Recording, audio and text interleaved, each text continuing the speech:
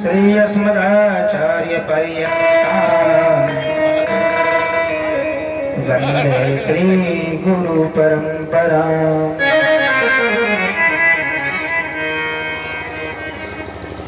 अखंड कोटि ब्रह्मांड नायक श्री श्याम सदाशिव के मुख से निश्चित ग्रंथ श्री शिव महापुराण भगवान श्याम सदाशिव का साक्षात वांगमय स्वरूप यहाँ विराजमान माँ भवानी भगवान श्याम सदाशिव गौरी शंकर कथा के रसिक श्रोता हनुमान जी महाराज के अंतःकरण में उनके चरण कमलों में कोटि कोटि नमन वंदन अभिनंदन करते हुए यहाँ उपस्थित सभी साधु संतों, सभी श्रद्धालु भक्तजन, माता सीता गायत्री सिया के चिन्हों पर चलने वाली सभी करुणामयी, ममतामयी, दयामयी माताएं बहन, भाई बंधु, सभी श्रद्धालु श्रोता बंधु, सभी भक्तों के अंतःकरण में विद्यमान श्री श्याम सदाशिव के चरण कमलों में कोटि कोटि नमन वंदन अभिनंदन करते हुए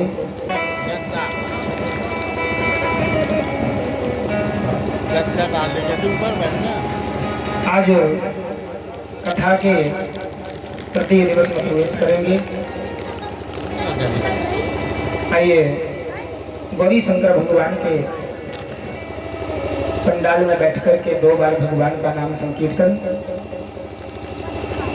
एक बार जोर से जयकारा लगाएं। बोलिए श्याम सदाशिव की जय हो।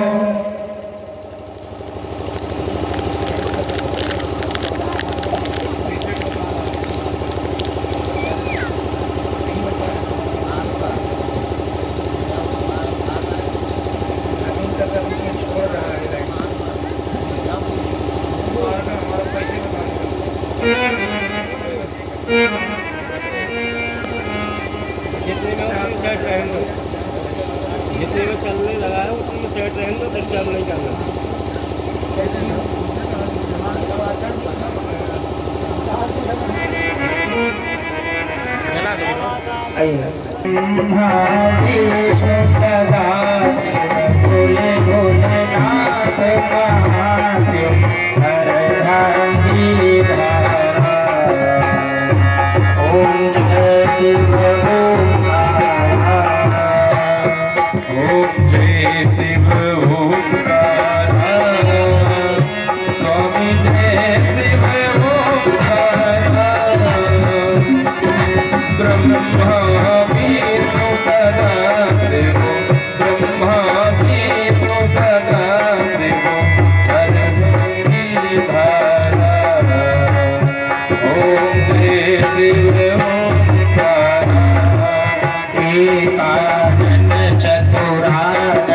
पंचानन राजे, भोले पंचानन राजे, हंसासन गरुणासन, हंसासन गरुणासन, रसवाहन साजे। ओम जय शिव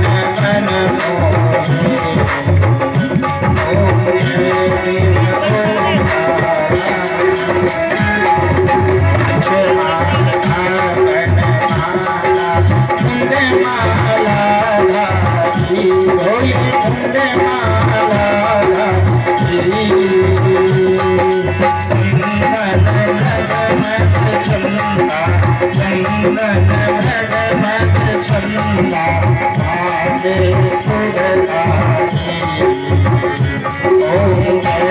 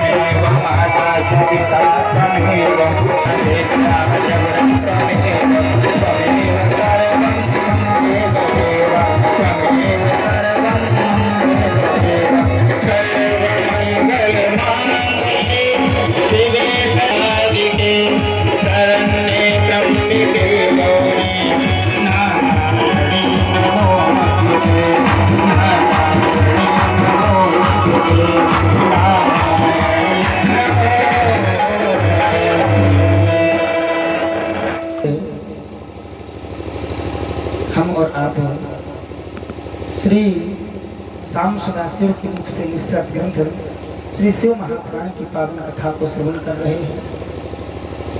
भगत जी कल हमने यज्ञ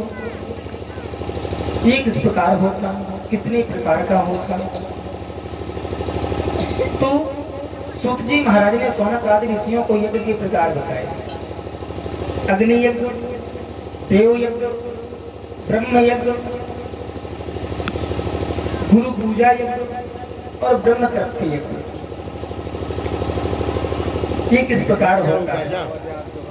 सूत जी महाराज कहते हैं, महर्षियों, गृहस्थ पुरुष जो होता है उसको सायंकाल और प्रातःकाल जब समय मिल जाए, अगर कोई व्यक्ति अपने घर में यज्ञ करना चाहता है, हवन करना चाहता है, बल्कि हर वैष्णव और शैव भक्त को चाहिए कि नित्य हवन करे अपने घर में। भगवान उस संप्रदाय से भगवान श्याम सुधा शिव के लिए नित्य प्रति घर में हवन करें। प्रातः काल सुबह के समय में प्रातः काल वेला में कृष्णेन राजसा वर्तमानो मेरे सन्नमृतं मत्यं च हिरण्येन सविता तथेना देवो याति धुना। धीरे धीरे दावत जब मैं सेट करने जा रहा हूँ, मजा ही नहीं आ रहा हूँ। सूर्य के प्रकाश में अगर आप 2 मिनट सुबह सुबह भगवान सूर्य को प्रणाम कर ले तो आपके चेहरे में वो तेज आता है महाराज, जो बड़े बड़े संत महात्माओं के मस्तिष्क में जो तेज, कोई बड़ी विशेष पूजा नहीं है। और आहुतियां डाली जाती हैं, यज्ञ में जो आहुतियां डाली जाती हैं वही देव यज्ञ कहलाता है। उस यज्ञ में सभी देवताओं का आवाहन किया जाता है और सभी देवता मूर्ति रूप से यज्ञ में आकर के अग्नि रूप में आकर के अपनी अपनी आहुतियां प्राप्त करते हैं। जो यज्ञ आपके ग्राम में चल रहा है ये देव यज्ञ है। कौन सा यज्ञ है? देव यज्ञ। इस यज्ञ में महाराज यज्ञ की संरचना करते करते करते करते आज कौन सा दिन हो गया? 5वां दिन हो गया। यज्ञ संरचना चल रही है, अभी भी अपूर्ण है, उसको पूर्ण कर रहे हैं हमारे भगत जी। बर्रा भगत जी लगे हुए हैं और भी सभी ग्रामवासी लगे हुए हैं। क्या कहना चाहेगा? बोलिए सांब सदा शिव की जय। तो महाराज अग्नि के बिना देव यज्ञ कैसे हो? श्रद्धा पूर्वक आदर पूर्वक सुनो। सूत जी महाराज कहते हैं दयालु सर्व समर्थ महादेव जी ने समस्त लोगों के उपकार के लिए वारों की कल्पना की। वार माने जानते हो? दिन। दिन कितने होते? 7 दिन होते। पहला दिन है सूर्यवार। सूर्य से प्रारंभ होते हैं अपने दिन, सूर्यवार। दूसरा दिन चंद्रवार। तीसरा दिन बुधवार, फिर बृहस्पतिवार, रविवार, शनिवार। इस प्रकार से 7 दिन की रचना महादेव जी ने बताते हैं। वारों की रचना जैसे कि वारों की कल्पना कैसे की? भगवान शिव संसार रूपी रोगों को दूर करते हैं। संसार में दैहिक दैविक भौतिक तीनों प्रकार के जो रोग हैं उनको दूर करने वाले हैं। और उसमें भगवान शिव ने सबसे पहले जो कल्याणकारी सूर्य है, सूर्यवार की संरचना की जो आरोग्यता प्रदान करते हैं। तत्पश्चात उनकी माया शक्ति का वार बनाया। जो भगवान शिव की माया है उसका दूसरा वार बनाया जो संपत्ति प्रदान करती है। जन्म काल में दुर्गति में विभिन्न प्रतिकूल परिस्थितियों में आपके शरीर की रक्षा करने के लिए उन्होंने कुमार के बाद तीसरा मंगलवार उसकी कल्पना की। तत्पश्चात समर्थवान महादेव जी ने आलस्य और पाप की निवृत्ति के लिए समस्त लोगों का हित करने वाले भगवान विष्णु के नाम से गुरुवार की संरचना की महाराज निर्माण किया। इसके बाद सबके स्वामी भगवान शिव ने पुष्टि और रक्षा के लिए आयु करता क्षेम करता लोक सृष्टा परमेष्टि ब्रह्मा का आयुष वार बनाया। रघुवार बोलते उसको महाराज, जिससे संपूर्ण जगत में आयुष की सिद्धि हो। इसके बाद तीनों लोगों की वृद्धि के लिए पहले पुण्य आपकी रचना हो जाने पर भगवान शिव ने उसका शुभ और अशुभ फल देने के लिए राहु और केतु शनि इनके लिए शनिवार की संरचना की महाराज। इस प्रकार से 7 वारों की संरचना हुई। आगे भगवान शाम सदाशिव 7 वारों का जो स्वामी है वो कौन है? भगवान शाम सदाशिव है। और शाम सदाशिव ने 7 वारों की संरचना किस प्रकार से सृष्टि का आगे क्रम बढ़ता है। और शिव भगवान की पूजा में कौन से मंत्र विशेष है? पार्थवेश्वर जो लिंग होता है अपनी मिट्टी के जो शिवलिंग बनाते हैं उनका पूजन विधि क्या है? जो मंदिरों में स्थापित शिवलिंग है उनकी पूजन विधि क्या है? वो सारी विधि आपके विश्वेश्वर संहिता के विराम अध्यायों में है। 19वें अध्याय से लेकर के आगे तक है। भगवान शिव की पूजा कैसे की जाती है? सबसे पहले आप बालू के या मिट्टी के जो भी शिवलिंग बनाना चाहो उनका निर्माण करो। 8 अंगुल से जो है छोटे ना बना करके निर्माण करो। उनका पूजन करो, ध्यान करो, वेद मंत्रों द्वारा उनमें प्राणों का आवाहन करो। उसके बाद उनका पूजन करो, फिर बाद में विसर्जन करो। ये सारा भगवान शाम सदाशिव का उसमें जो रुद्र अष्टाध्यायी है उसमें 10 अध्याय है। उसका पूरा पाठ होता है भगवान शिव का शाम सदाशिव का महादेव जी का अभिषेक होता है। ओम नमः संभवाय च मयोभवाय च नमः शंकराय च मयस्कराय च नमः शिवाय च शिवतराय च। इस प्रकार से महादेव जी के अनेकानेक वेद मंत्र हैं जो यजुर्वेद से लिए गए हैं। उन वेद मंत्रों का पाठ होता है भगवान शाम सदाशिव की पूजा में। षोडशोपचार पूजन कराए, विसर्जन करें। उस जो बालू का मिट्टी का शिवलिंग जो हम बनाते हैं उसको बनाने के बाद पूजन के बाद उसका विसर्जन करना अनिवार्य है। जो मंदिरों में स्थापित करते हैं उनकी पूजा हम कभी भी किसी समय कर सकते हैं। यहाँ तक कि भगवान शाम सदाशिव को चढ़ाया जाने वाला जो प्रसाद होता है महाराज, अगर आप उस शिवलिंग की मूर्ति में दूर से प्रसाद स्पर्श करते हैं, अगर दूर आपने प्रसाद रख दिया मूर्ति से, उस प्रसाद को आप ग्रहण कर सकते हैं। लेकिन जो प्रसाद भगवान शिवलिंग में लग जाए, छुप जाए, स्पर्श हो जाए, उस प्रसाद को नहीं खाना चाहिए, ऐसा शिव पुराण में लिखा है। अभिषेक के बाद जो भगवान शिव जी का जलता या दूध का जो भी आप अभिषेक करते हो, जल से, दूध से, गन्ने के रस से, शहद से, शक्कर से, घी से, उस अभिषेक का जो जल होता है जिसको निर्मालय कहते हैं, उसका पान कुछ लोग करते हैं महाराज, ये गलत है। उसका पान नहीं करना चाहिए, ऐसा शिव पुराण बताता है। क्योंकि जो भगवान शिव के जो गण हैं उनमें चंडेश्वर जो गण है भगवान शिव के, वो परम गण है। भगवान शिव की जो पत्थर की जो मूर्तियां होती हैं, जो बालू की मूर्तियां होती हैं, जो मिट्टी की मूर्तियां होती हैं, उनमें चंडेश्वर पूजा का विधान है। कुछ लोग महाराज स्नान कराते हैं शिव जी को, अर्घा में से जल लिया, पी गए, पाप के भागीदार बन जाएंगे। जो मूर्तियां शिवलिंग की जो होती हैं, जो धातु की बनी होती हैं, उन मूर्तियों में चंडेश्वर पूजा नहीं होती या चंडेश्वर नहीं होता। ध्यान रखें आगे से। भगवान विष्णु का स्नान किया हुआ जल पीने योग्य है। अकाल मृत्यु हरणम सर्व व्याधि विनाशनम विष्णु पादोदकम पीत्वा पुनर्जन्म न विद्यते। भगवान विष्णु का स्नान कराइए, उस जल को आप पान कर सकते हैं। भगवान शिवलिंग को जो हम जल चढ़ाते हैं उसको चढ़ाए हुआ जल स्पर्श कर लेना चाहिए, उसका पान नहीं, ग्रहण नहीं कर सकते हैं उसको। भगवान शिव पर कोई भी वस्तु शिवलिंग पर चढ़ जाए, चाहे वो फल हो, चाहे मिठाई हो, चाहे फूल हो, वो भगवान शिव को ही समर्पित हो जाती है। क्योंकि सबसे पहले भूत प्रेत जो चंडेश्वर है वो आकर उसको ग्रहण करते हैं।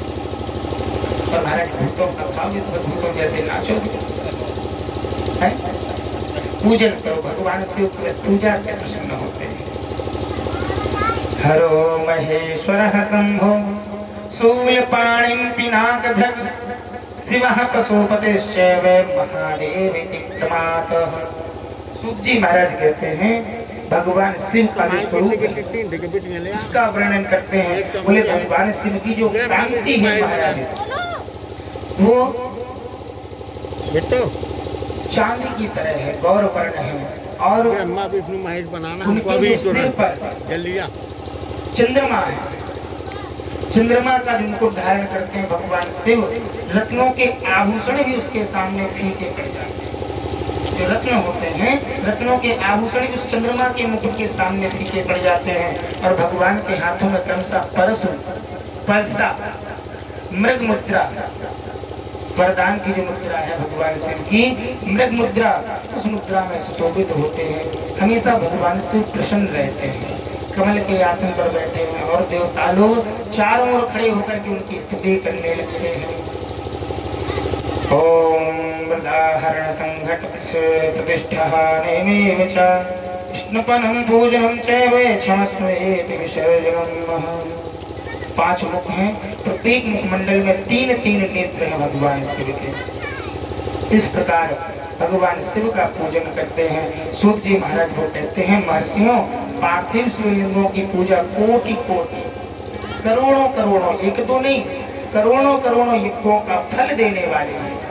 और कलयुग में लोगों के लिए शिवलिंग पूजन जैसा श्रेष्ठ कोई उपाय नहीं है। ऐसा कोई दूसरा साधन नहीं है जो शिवलिंग पूजा में साधन है। और भगवान शिव की पूजा भोग और मोक्ष दोनों देने वाला है। शिवलिंग जो है महाराज 3 प्रकार के बताए गए, उत्तम, मध्यम और अधम। जो 4 अंगुल ऊंचा हो और देखने में सुंदर हो, उस शिवलिंग को शास्त्रज्ञ महर्षियों ने उत्तम कहा। इससे आधा मध्यम कहलाता है और उससे भी आधा अधम कहलाता है। इस तरह 3 प्रकार के शिवलिंग बताए गए हैं। कुछ लोग कहते हैं महाराज स्त्रियों को शिवलिंग स्पर्श नहीं करना चाहिए, लेकिन शिव पुराण कहता है कि शिव पूजन में शिवलिंग का स्पर्श स्त्रियां भी कर सकती हैं, सबको अधिकार है, चर अचर कोई भी हो। ब्राह्मण क्षत्रियो वैश्यः शूद्रो वा प्रतिलोमजः पूजयेत सततं लिंगं तन्मन्त्रेण सादरम्। ब्राह्मण क्षत्रिय वैश्य शूद्र कोई भी हो, सब शिवलिंग का पूजन कर सकते हैं महाराज। स्त्रियां भी पूजन करें, बच्चे भी पूजन करें, सब भगवान शिवलिंग की पूजा कर सकते हैं। किम बहुतेन मुनयः स्त्रीणामपि ध्यानतः अधिकारोऽस्ति सर्वेषां शिवलिंगार्चने द्विजः।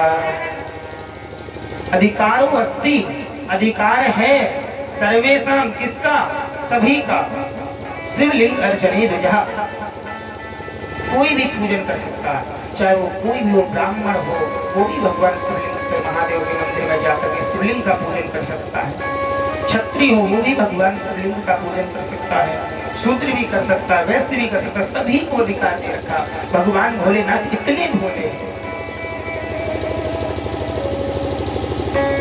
इस प्रकार विधि गुरु भगवान शंकर जी का नैवेद्य आदि से पूजन करने के उपरांत भगवान शाम सदा शिव के आपने जो मंदिर देखे होंगे महाराज, मंदिरों में कहीं कहीं तो आपको शिव जी और केवल नंदी महाराज बैठे मिलते हैं, और कहीं कहीं मंदिरों में चारों तरफ मूर्तियां होती हैं, बीच में शिव जी विराजमान होते हैं। तो जो अर्घ्य होता है भगवान शिवलिंग जिसमें स्थापित रहते हैं, उस अर्घ्य में 8 मूर्तियां होती हैं। जहाँ 8 मूर्तियां बनी हो अलग से, तो वो तो आप पहचान लेंगे 8 मूर्तियां महाराज दिख रहे हैं। लेकिन कहीं कहीं नहीं बनी होती, केवल शिव जी हैं और सामने नंदी महाराज हैं। तो अदृश्य रूप से जो अर्घ्य होता है उसमें सभी का आसन अपना अलग अलग होता है, दिखते नहीं है लेकिन पूजन उनका होता है। कौन कौन सी 8 मूर्तियां जरा जान लो। पृथ्वी, जल, अग्नि, वायु, आकाश, सूर्य, चंद्र और यजमान, ये 8 मूर्तियां बताई गई। इन मूर्तियों के साथ साथ भगवान शिव के और भी नाम है, उनका भी पूजन करते हैं। अनेक रूप हैं, कौन कौन से? सर्व, भव, रुद्र, उग्र, भीम, ईश्वर, महादेव और पशुपति, ये भगवान शिव के ही रूप हैं, इनकी भी पूजा होती है। इसी क्रम में भगवान के जो गण हैं, जो पास रहने वाले गण हैं, होने को तो बहुत है। ईशान, नंदी, चंड, नाम आ गया, चंडगाल, चंडेश्वर, चंड, महाकाल, रंगी, वृष, स्कंद, करपदीश्वर, सोम और शुक्र, ये 10 शिव जी के परिवार के हिस्से हैं। तो जो मिट्टी की, पत्थर की और बालू की शिवलिंग मूर्तियां होती हैं, उनमें चंड पूजा होती है, चंडेश्वर महादेव साथ में होते हैं। जहाँ चंडेश्वर महादेव की पूजा होती है, उस शिवलिंग में स्पर्श किया हुआ प्रसाद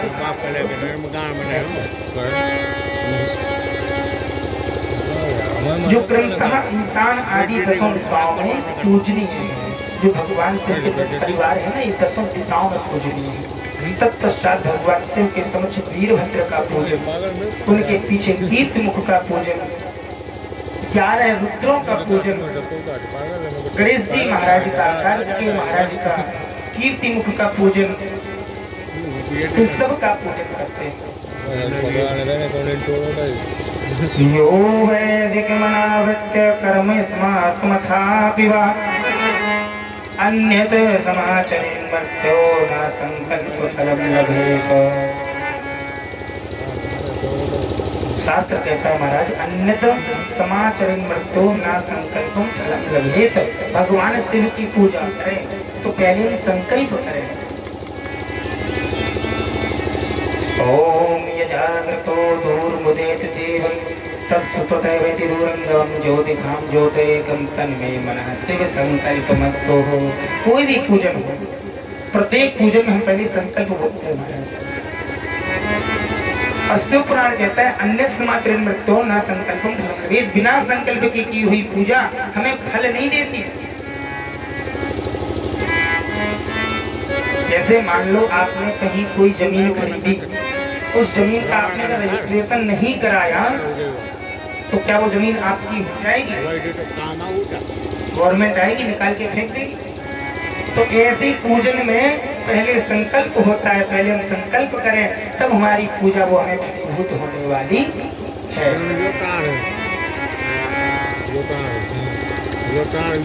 एक चंद्रायण व्रत होता है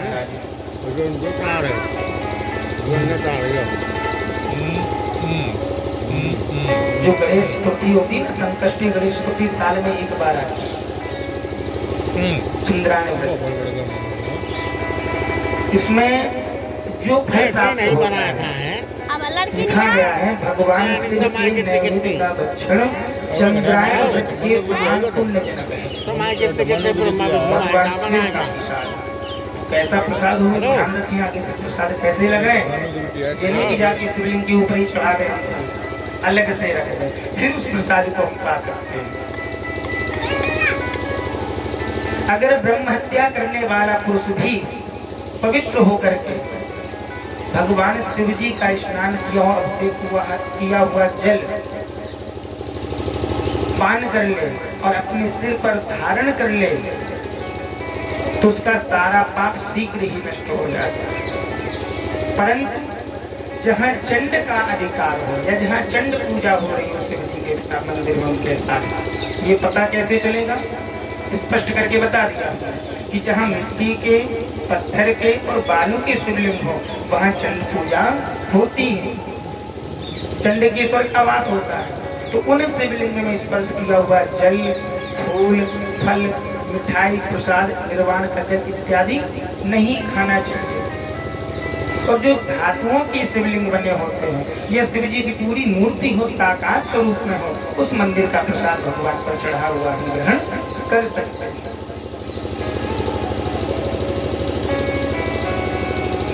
सूत जी महाराज कहते हैं इसके बाद तुम सावधान होकर के बिल्व पत्र का महत्व समझो। बिल्व पत्र से क्या फल मिलता है? त्रिदिनम त्रिगुणाकारम त्रिनेत्रम च तथायुधम त्रिजन्म पाप संहारम बिल्व पत्रम शिवार्पणम।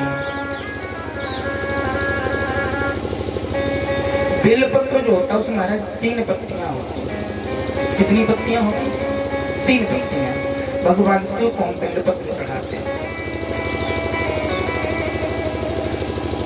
और शिव का जो कल्याणकारी मंत्र है वो उसमें कितने मकार हैं, कितने मात्राएं हैं? 3 अकार, उकार और मकार। भगवान शिव के नेत्र कितने हैं? 3। जो भी ये सब 3 ही भगवान शिव के पास, इसलिए उनको त्रिदेव भी कहा गया। क्या कहा गया महाराज? त्रिदेव। 3 पत्तियां हैं। त्रिदलम त्रिगुणाकार, 3 गुण हैं उनके भगवान। 3 पत्तियां हैं, 3 गुण हैं, सत्य रज तम। त्रिनेत्रम, 3 नेत्र हैं भगवान शिव के। त्रिधायुधम, 3 उनके आयुध हैं, शस्त्र जो हैं वो भी उनके पास 3 हैं। त्रिजन्म पाप संहारा, 1 जन्म नहीं 3 जन्मों के पापों का संहार होता है अगर भगवान शिव जी को 1 बिल्व पत्र चढ़ा दो। 1 बिल्व पत्र चढ़ा देने से आपके 3 जन्मों के पापों का संहार महादेव जी कर देते हैं। ये बिल्व पत्र की महिमा है। आगे सूत जी महाराज वर्णन करते हैं शिव नाम का विभूति का माला, जो भस्म लगाते हैं ना शिव जी, उस भस्म की महिमा। शिव जी कहते शिव जी का नाम भस्म और रुद्राक्ष। जो शैव भक्त होते हैं, भगवान शिव के भक्त होते हैं, उनको ये तीन चीजें अपने पास अवश्य रखनी चाहिए। कौन कौन सी? पहला तो मन में जो है भगवान का चिंतन चलता रहे। ओम नमः शिवाय। पंचाक्षरी, पंचाक्षरी मंत्र क्या है? नमः शिवाय। ओम क्या है? कल्याणकारी मंत्र है। तो मन में भगवान के नाम का चिंतन हो, माथे पर भस्म हो, त्रिपुंड जो लगाते हैं, और गले में रुद्राक्ष की माला हो। ना रुद्राक्ष की माला हो तो महाराज एक रुद्राक्ष तो भस्म हो, जो शैव भक्त हो। गोपाल जी के पास बहु माला जवाब जाएगा। गोपाल जी के पास बहु माला है बहुत। एक रुद्राक्ष जवाब जाएगा। बोलिए साम सदा शिव की जय। भगवान शिव के नाम का चिंतन हो, माथे पर भस्म हो और गले में रुद्राक्ष की माला हो, तो इसको त्रिवेणी कहा गया है। क्या कहा गया? त्रिवेणी। अगर जिस व्यक्ति के पास तीन चीजें हैं, उसको इलाहाबाद संगम स्नान करने जाने की आवश्यकता नहीं है। अगर वो इन तीन चीजों, क्योंकि शिव पुराण कहता है कि जहां ये तीनों चीजें हों, वहां पर इलाहाबाद जाने का, संगम जाने का पुण्य फल प्राप्त हो जाता है। उस व्यक्ति के, अगर जिस व्यक्ति के माथे पर भस्म हो, गले में रुद्राक्ष हो, मन में भगवान शिव का चिंतन कर रहा हो, अगर उस व्यक्ति के दर्शन भी कर लो तो उसके दर्शन करने मात्र से आपको प्रयागराज संगम का पुण्य फल प्राप्त हो जाता है। ऐसी शिव जी के भक्तों की महिमा है। जब शिव जी के भक्त इतना पुण्य देने वाले हैं तो भगवान शाम सुरा से कितना पुण्य न देने वाले हैं। यहाँ से एक दो आइए सभी लोग भगवान शिव के नाम का चिंतन करें। जब एक दो ओम नमः, संग है नहीं, अलग अलग जगह मैं बता रहा हूँ, देख लिया एक बार। ओम नमः शिवाय, ओम नमः शिवाय, ओम नमः शिवाय, ओम नमः शिवाय, ओम नमः शिवाय, ओम नमः शिवाय, ओम नमः शिवाय, ओम नमः